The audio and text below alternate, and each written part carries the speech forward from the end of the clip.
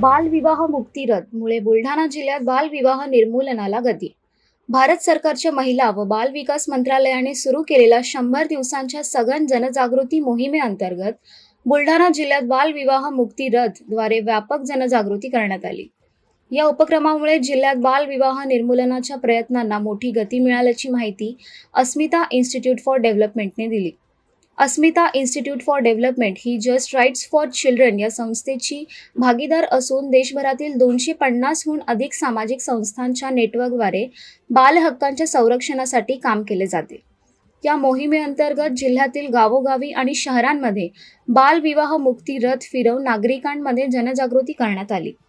या रथाला शिक्षक पदवीधर मतदारसंघाचे आमदार धीरज लिंगाडे, जिल्हाधिकारी डॉक्टर किरण पाटील आणि जिल्हा महिला व बाल विकास अधिकारी अमोल डिगुळे यांनी हिरवी झेंडी दाखवून रवाना केले.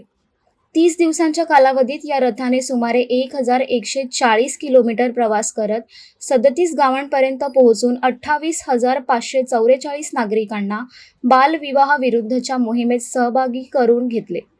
यावेळी नागरिकांना बालविवाह विरोधात शपथ देण्यात आली. तसेच बालविवाहाचे कायदेशीर परिणाम आणि शिक्षेबाबत माहिती देण्यात आली.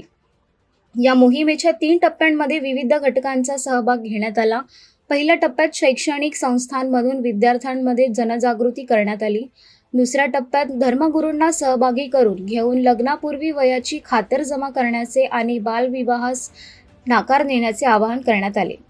तसेच कॅटरर्स, डेकोरेटर्स, बँक्वेट हॉल मालक, बँड पथक आणि घोडेस्वार यांच्याशी संपर्क साधून बालविवाहात सेवा देऊ नयेत असे आवाहन करण्यात आले.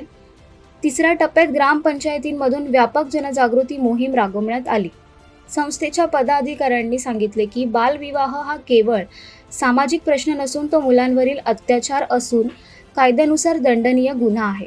या मोहिमेमुळे समाजात जागरूकता वाढत असून प्रशासन, लोकप्रतिनिधी आणि नागरिकांच्या सहकार्याने बुलढाणा जिल्हा बालविवाहमुक्त करण्याचे ध्येय साध्य करण्यासाठी ही मोहीम महत्त्वाची ठरत आहे.